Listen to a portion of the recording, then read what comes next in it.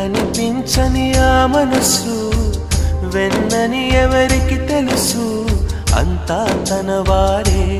అయినా తను ఒంటరి వాడే ఏవైందమ్మా ఈనాడు చినబోయాడే సూర్యుడు కణకణలాడే ఆ కళ్ళు కురిపించాయా కన్నీళ్ళు